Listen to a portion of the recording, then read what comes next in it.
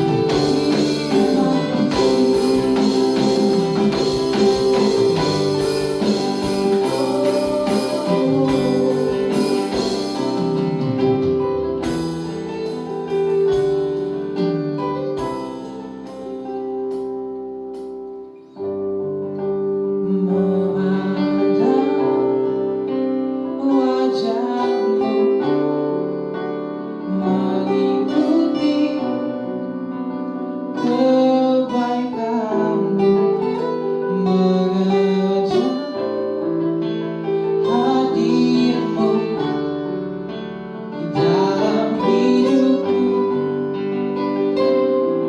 Oh, mengawal sembahku, menyatakan kebesaran-Mu, mengejar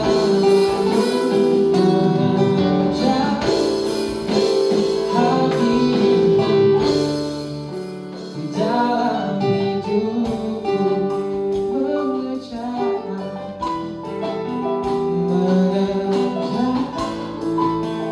hadir-Mu di dalam hidupku.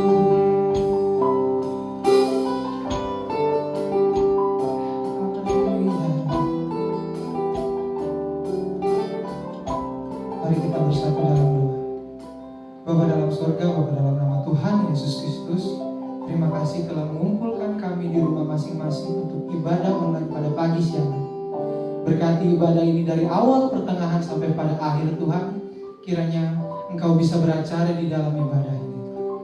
Bapa, terima kasih juga Tuhan. Berkati juga pemain musik, WL, dan penyampai firman Tuhan, agar ibadah ini bisa berjalan dengan baik. Segala kuasa iblis, kuasa setan, kiranya Engkau hancurkan di dalam nama Tuhan Yesus Kristus. Terima kasih Tuhan. Kami sudah berdoa dan mengucap syukur. Haleluya. Amin. Shalom saudara, masih semangat untuk memuji memuliakan nama Tuhan? Mari kita bangkit berdiri, kita angkat satu pujian tak pandang dari gereja mana.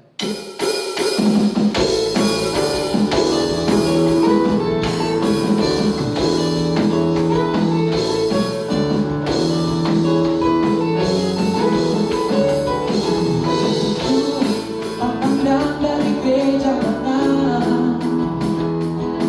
asal Kau berdiri di atas firman-Nya.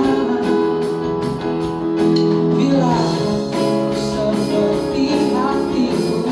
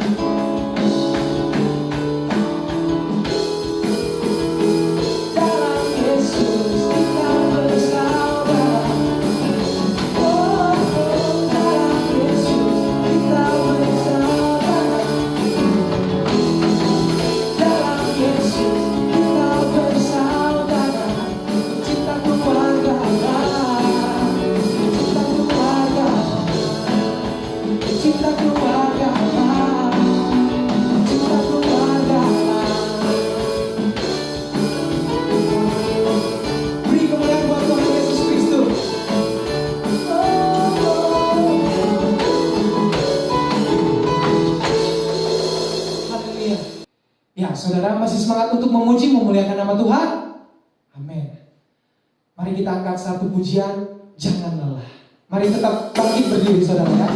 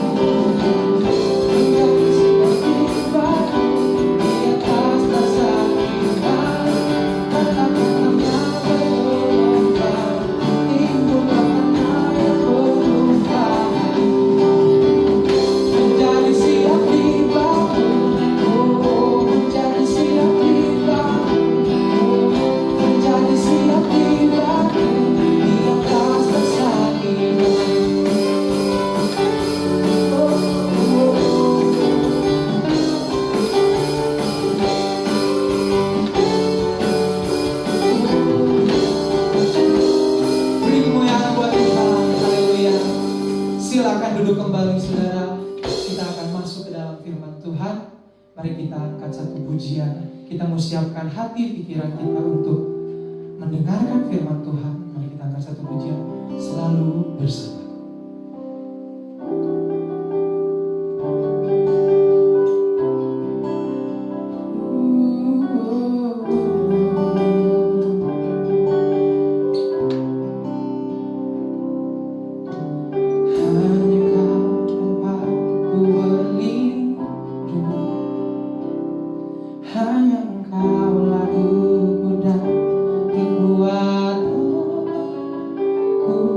Izinkan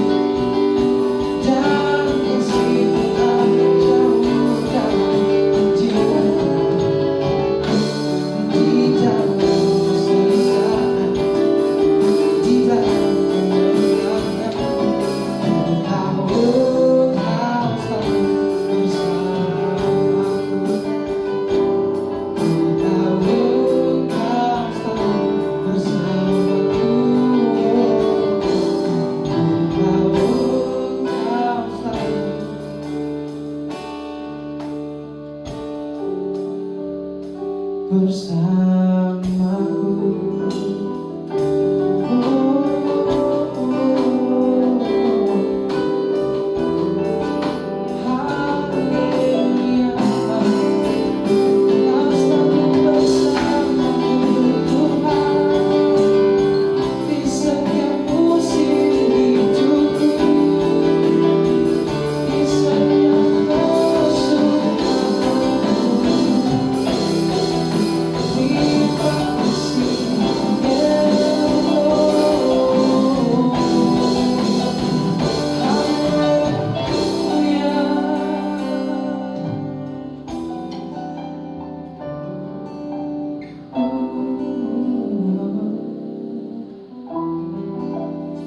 Saya serahkan kepada hamba-Nya yang akan menyampaikan firman Tuhan.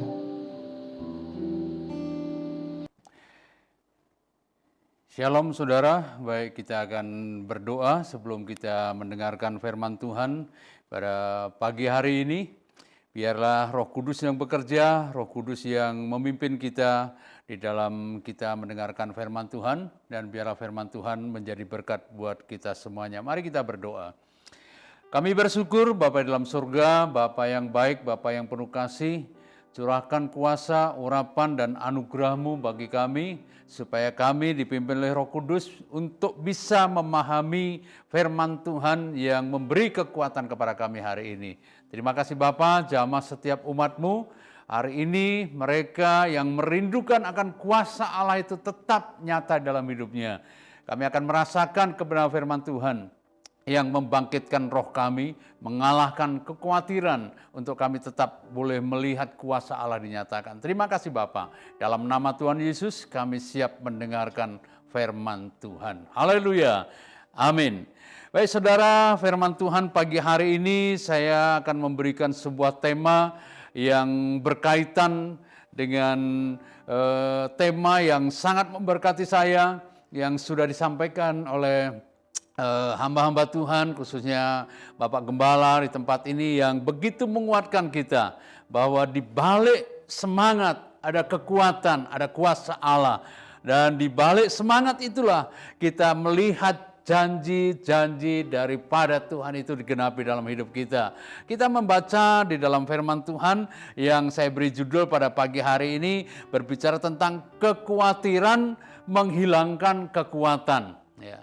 Kenapa saudara kasih Tuhan, orang yang khawatir itu kekuatannya jadi hilang? Kita akan lihat di dalam firman Tuhan, di dalam Amsal Sulaiman pasal yang ke-12, ayat yang ke-25, itu ada sebuah ayat yang sangat menggelitik hati saya untuk bisa menyampaikan hal ini tentang kekhawatiran. Seorang pribadi Amsal Sulaiman, dia pernah merasakan dan pernah mengalami betapa kalau dia mengalami kekhawatiran itu sangat tidak baik. Ya.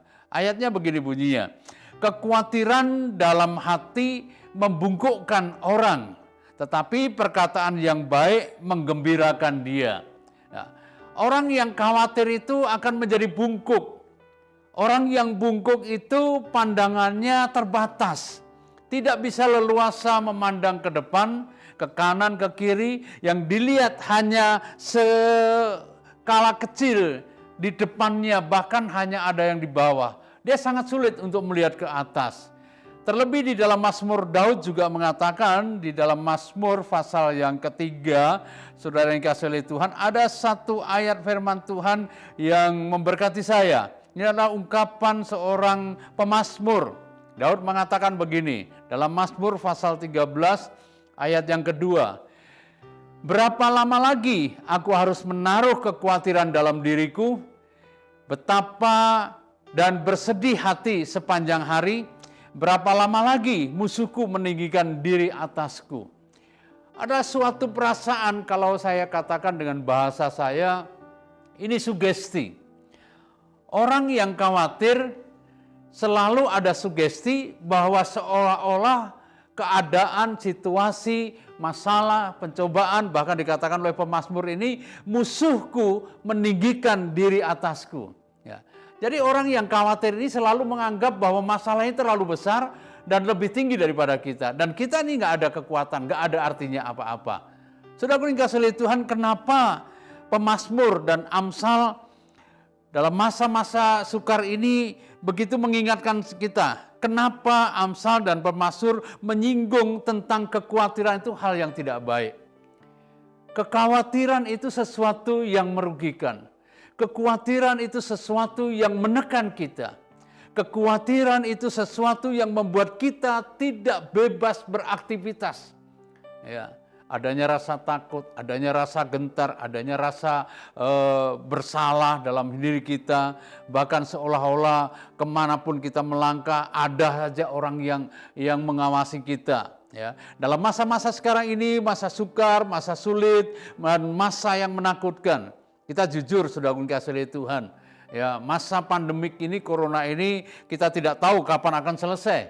Ya, bahkan saya mendengar sebuah perbincangan secara live, seorang pakar kesehatan, dokter, dan dari sebuah stasiun televisi mengungkapkan bahwa virus corona ini tidak akan selesai. Ya.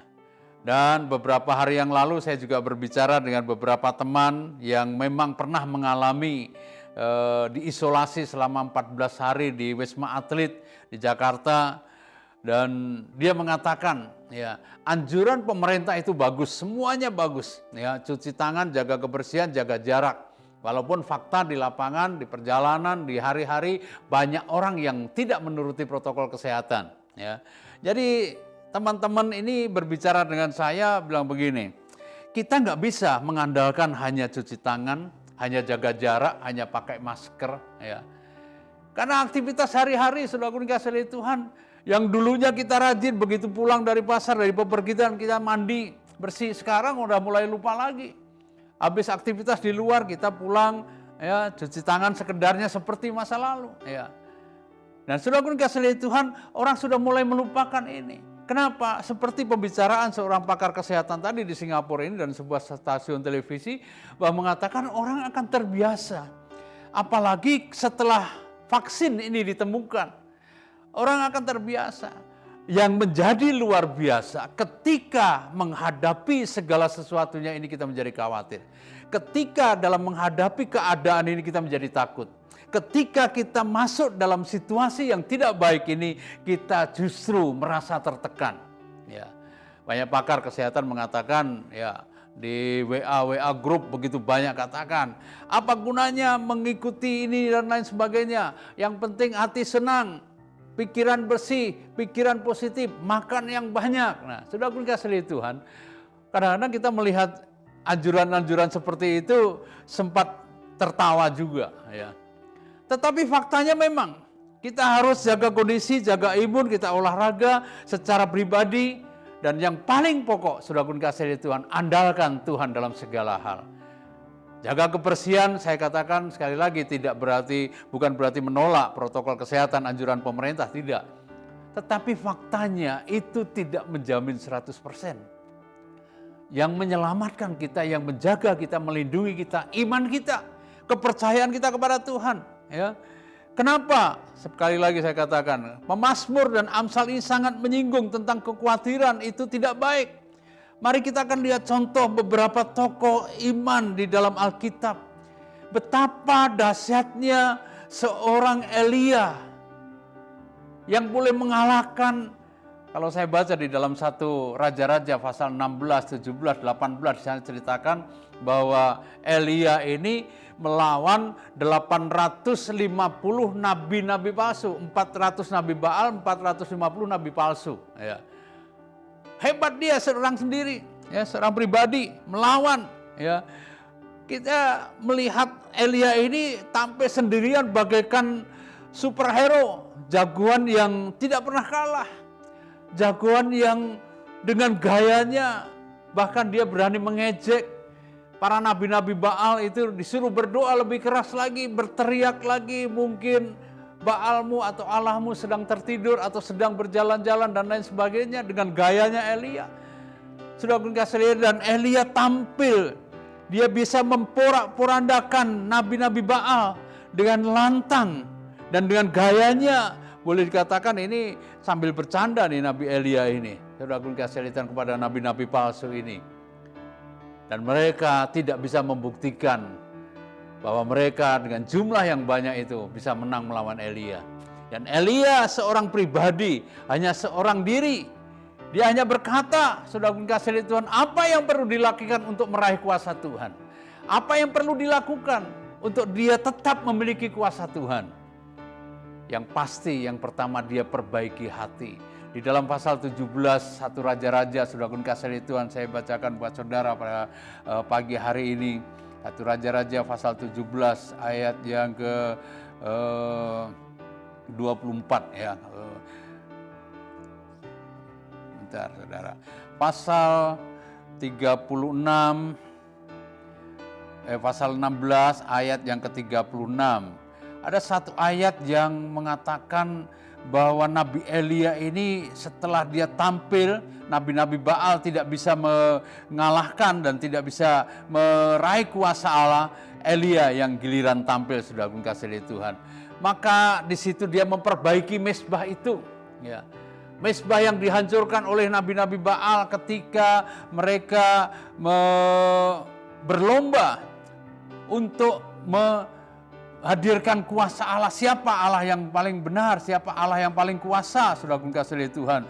Begitu dahsyatnya mereka berlomba, bertanding, ya. Ayat 36 dari pasal 18 ya. Kemudian pada waktu mempersembahkan korban petang, tampillah Nabi Elia dan berkata, "Ya Tuhan Allah Abraham, Allah Ishak, Allah Israel, pada hari ini biarlah diketahui orang bahwa Engkaulah Allah di tengah-tengah Israel, dan bahwa aku ini hamba-Mu, dan bahwa atas firman-Mu lah aku melakukan segalanya ini." Saudara kasih Tuhan, Elia dalam situasi sulit, dalam situasi berat, dalam situasi tertekan, dia masih ingat akan Tuhan. Dia panggil nama Tuhan, dia panggil Allahnya. Ya sudah kasih Tuhan. Disinilah kelebihan daripada Elia. Dan kelebihan yang berikutnya sudah kasih Tuhan, apa yang dikatakan yang dilakukan oleh Elia, ya. Ayat 32, ia mendirikan mezbah, batu-batu itu menjadi mezbah demi nama Tuhan dan membuat suatu parit di sekelilingnya. Tetapi sebelum mezbah ini dibangun, sudah kasih lihat Tuhan, ya, yang dibuat oleh Elia, di sini ada sesuatu yang baru. Ketika mezbah itu dihancurkan oleh nabi-nabi Baal, Elia tampil, dia panggil orang-orang Israel untuk melihat bukti bahwa Allah Israel Allah yang kuat. Mari saudara, saat ini dalam situasi buruk, dalam situasi keadaan tidak baik ini, kita tetap libatkan Allah dengan kuasanya. Jangan khawatir, tetapi kita melihat apa yang terjadi setelah Elia menampilkan kuasa Allah. Hanya oleh seorang perempuan yang bernama Isabel, dengan ancamannya, hanya seorang perempuan, hanya seorang pribadi. Ya, Isabel berkata, kalau aku tidak bisa melakukan seperti apa yang dia perbuat. Yang kemarin, sudah aku kasih lihat Tuhan, kata Isabel. Elia begitu mendengar perkataan Isabel, dia kabur. Dia lari, dia masuk ke hutan, dia lari sehari perjalanan jauhnya. Sudah aku kasih lihat Tuhan. Kekhawatiran membuat kuasa Elia yang didemonstrasikan itu hilang. Kekhawatiran dan ketakutan yang didemonstrasikan oleh Isabel membuat kekuatan Elia itu hilang. Dan dengan cepat Elia kabur. Itu satu pribadi. Lalu pribadi yang lain sudah dikasih lihat Tuhan. Kita lihat seorang pribadi Saul. Ya. Tentunya kita sudah pernah membaca di dalam kitab 1 Samuel. Pasal 16 sejak Saul dilantik menjadi raja. Di dalam pasal 17 ketika dia mendengar suara Goliat, ketika dia melihat Goliat, seorang pribadi Saul yang dipilih oleh Tuhan menjadi raja dengan pasukan yang mahir berperang. Sudah diceritakan begitu banyak Saul selalu menang dalam peperangan, tetapi hanya mendengar perkataan Goliat, seorang pribadi Goliat. Di dalam 1 Samuel pasal yang ketiga, yang 17 ayat 32, seorang Daud kecil dia berkata begini, Jangan seorang pun menjadi khawatir, karena hamba-Mu ini akan menghadapi orang Filistin yang tidak bersunat itu. Saudaraku dikasihi Tuhan, Saul yang gagah perkasa. Dikatakan di dalam pasal 16 itu diceritakan bahwa seangkatan Saul tidak ada sebaunya itu yang melebihi Saul. Semuanya di bawah Saul. Ini kebiasaan seorang pribadi, hanya sebuah ilustrasi mungkin sudah dikasih lihat. Saul karena dia pribadinya paling tinggi sehingga dia tidak pernah melihat yang di atas. Dia selalu melihat orang-orang teman-temannya di bawah dia. Beda dengan Daud. Ketika Daud, dia yang dianggap kecil masih remaja, dia terbiasa melihat orang-orang itu ke atas. Dan kebiasaan Daud di padang gurun waktu mengembalakan kambing 2, dia selalu melihat ke atas. Daud kecil, Daud diremehkan, tetapi kekuatan Daud kenapa? Daud tidak pernah khawatir. Ya. Daud tidak pernah khawatir. Saul yang dianggap hebat, kenapa dia kalah? Karena Saul khawatir. Kekhawatiran menghilangkan kekuatan Allah. Kekhawatiran mematahkan kekuasaan Tuhan, saudaraku dikasihi Tuhan. Oleh sebab itu mari, saudaraku dikasihi Tuhan, jangan ada seorang pun di antara kita yang khawatir. Satu tokoh iman lagi yang ingin saya sampaikan, saudaraku dikasihi, ketika orang ini kehilangan rasa percaya dirinya, hasil yang selama ini dia nikmati, ya. Kita lihat 12 orang pengintai yang mengintai negeri Kanaan. Ada 2 orang, Yusak dan Kaleb. Dia begitu yakin bahwa Allah menyertai dia. Tapi 10 orang ini, dia sudah bawa hasil. Anggur yang demikian hebat. Pisang yang harus ditanggungnya, buah-buahan yang begitu hebat. Apa yang mengalahkan dia? Takut dan khawatir. Ketakutan, kekhawatiran itu akan mematahkan kekuasaan Tuhan, menghilangkan kuasa Tuhan. Saudaraku dikasihi Tuhan, sangat simpel, sangat sederhana sekali untuk kita bisa mampu menghadapi situasi-situasi yang berat ini. Hanya dengan kita tetap percaya kepada Tuhan, hanya dengan tetap kita serahkan khawatir kita kepada Tuhan. Dalam 1 Petrus pasal yang kelima ayat 7 dan 8, sebagai ayat bagian yang terakhir, saudaraku dikasihi Tuhan, 1 Petrus pasal 5, ya. 1 Petrus pasal yang kelima ayat 7 dan ayat 8. Serahkanlah segala khawatirmu kepadanya, sebab Ia yang memelihara kamu. Sadarlah dan berjaga-jagalah. Lawanmu si iblis berjalan keliling, sama seperti singa yang mengaum-aum dan mencari orang yang dapat ditelannya. Siapa yang dapat ditelannya? Adalah orang-orang yang khawatir. Mari jaga hati kita, jangan sampai kita khawatir. Amin. Mari kita kuatkan iman kita, pengharapan kita dengan apa? Dengan senantiasa merenungkan firman Tuhan, dengan senantiasa bergantung kepada Tuhan, menyerahkan seluruh hidup kita kepada Tuhan, biasakan diri mengandalkan Tuhan dalam segala perkara. Saudara yang dikasihi oleh Tuhan, saya sebagai hamba Tuhan, pelayanan misi yang Tuhan percayakan hal-hal yang banyak tantangan, banyak kendala, ya, yang banyak hal yang harus kami hadapi. Kadang-kadang memang khawatir, manusiawi. Kadang-kadang memang takut, manusiawi kita. Ya, begitu jadwal-jadwal sudah diatur semuanya, ya sudah pun kasih Tuhan. Ada hal-hal yang seringkali kita berpikir, wah nanti pelayanan misi ini kita menjadi berkat. Ya. Kadang-kadang menghitung hari, tinggal 1 minggu, 2 minggu, belum ada tanda-tandanya fasilitas akomodasi untuk pelayanan. Tetapi saat yang tepat Tuhan izinkan ketika kita serahkan khawatir kita kepada Tuhan. Ada satu anak Tuhan yang menjadi contoh, yang dulu pengen bekerja, sekarang dia telepon saya, Om saya pengen sekolah Alkitab. Ya, yakin, oh enggak, masuk sekolah Alkitab. Kami bantu, kami fasilitasi. Saat ini dia jadi gembala sidang di sebuah desa terpencil transmigrasi di Lampung. Ya, sudah saya doakan bulan Januari kami akan datang ke sana untuk bedah gereja dan pastori. Ya, kalau mau ke kamar mandi, ke WC harus bawa tongkat. Buka dulu layarnya karena tidak ada pintunya. Buka dulu terpal plastiknya. Takut-takut kadang-kadang ada ular sedang ada di kamar mandinya, di WC-nya. Saudaraku kasih Tuhan, bulan Januari kami akan ke Lampung, ke desa. Dari kota metro masih 4 jam lagi. Dari Bakauni sebelum ada tol, perjalanan ke sana sekitar 10 jam. Sekarang sudah ada tol masuk sampai ke perbatasan kurang lebih 2,5 jam. Dari perbatasan ke tempat dia masih 3,5 jam. Dukung doa saudara. Apakah kita khawatir? Kadang khawatir. Ya, daerah situ masih daerah begal. Rencananya saya ke sana mau naik motor. Tapi teman-teman bilang, Pak kalau naik motor susah. Puji Tuhan ada orang-orang yang bilang, Pak bulan Januari bawa mobil saya pesan sama saudaranya. Jadi ada satu visi yang di luar pelayanan ini, dia pesan ke saudaranya, pesan bibit buah-buahan yang dari Lampung bagus-bagus. Haleluya. Ya. Jadi anugerah Tuhan, saya nggak jadi pakai motor, touring lagi dengan beberapa teman, tapi bawa mobil. Nah sudah pun kasih lihat ini, yang ketika kita menyerahkan khawatir kita kepada Tuhan, iblis berusaha menggerogoti iman kita. Dia berkeliling, mencari, mengaum-ngaum, mencari siapa yang dapat dilulurnya. Saudara kasih Tuhan. Mari, firman Tuhan mengatakan serahkanlah khawatirmu kepada Tuhan. Hampiri hadirat Tuhan, temukan wajahnya. Bukan dengan emosi dan dengan marah-marah, apalagi dengan khawatir yang berlebihan, yang tidak berdasar. Saudara kasih Tuhan. Elia ketika dia lari di padang gurun, Tuhan menghampiri dia.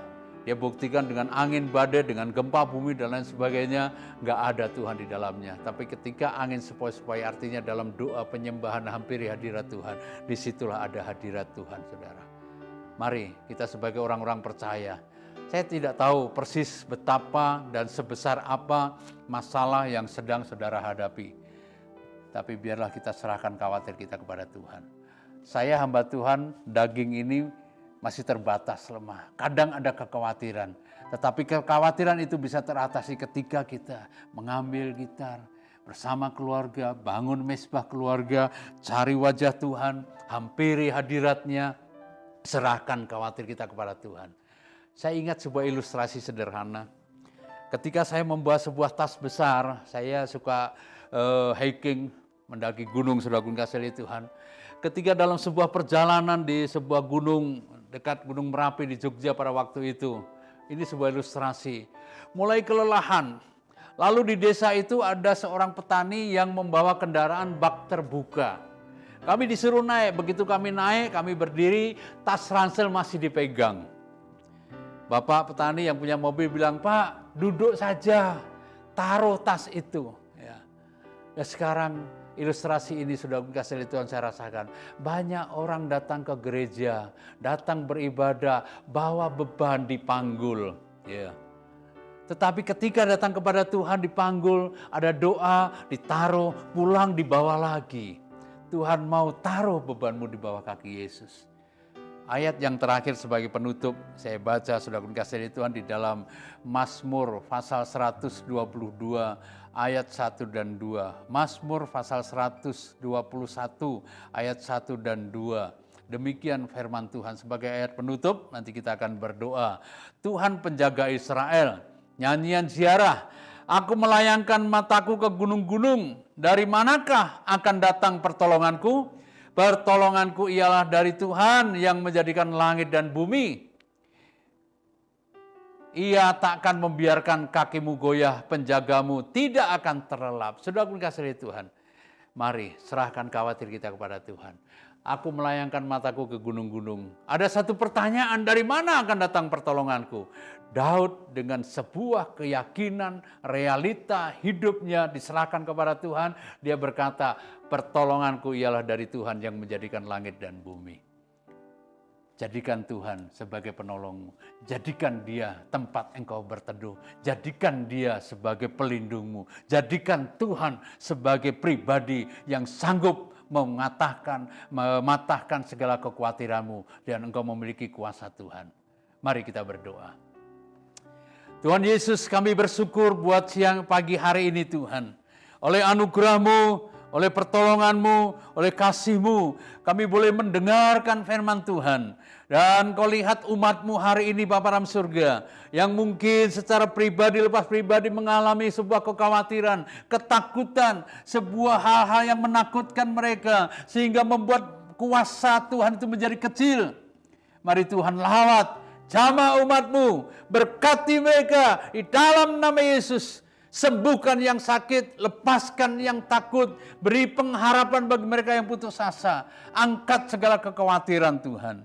Terima kasih Bapa dalam surga, terpujilah Engkau. Hamba-Mu saat ini berhenti berbicara, tetapi biarlah Engkau Allah Roh Kudus yang terus memberi kekuatan, mengangkat segala kekhawatiran. Dan setiap umat Tuhan hari ini yang mengangkat tangan, menyerahkan segala khawatirnya kepada Engkau Tuhan. Berkati mereka, pulihkan kekuatannya, pulihkan imannya, supaya mereka menjadi kuat dan mampu menghadapi setiap masalah yang ada saat ini. Dengan pengharapan yang tidak pernah sia-sia, nama Tuhan dipermuliakan. Berkati umat-Mu Bapa dalam surga, terpujilah Engkau. Di dalam nama Tuhan Yesus Kristus, kami sudah berdoa dan kami mengucap syukur. Kami memuji kebesaran-Mu, kebesaran-Mu ajaib Tuhan,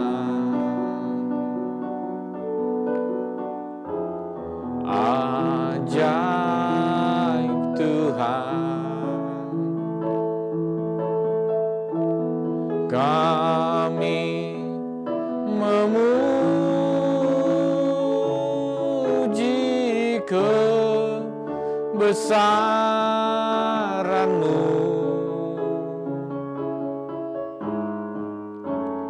ajaib Tuhan, ajaib Tuhan, ajaib Tuhan, ajaib Tuhan.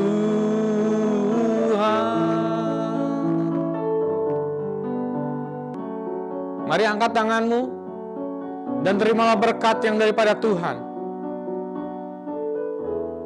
Tuhan memberkati engkau dan melindungi engkau. Tuhan menyinari engkau dengan wajah-Nya dan memberikan engkau kasih karunia. Tuhan menghadapkan wajah-Nya kepadamu dan memberikan engkau damai sejahtera. Karena itu, hiduplah dan berjalanlah dalam anugerah Allah Bapa, kasih sayang Yesus Kristus, dan persekutuan yang indah dengan Roh Kudus. Mulai saat ini, sampai Maranatha, sampai Yesus datang kedua kembali. Bersama kita orang-orang percaya, bersama kita katakan, amin.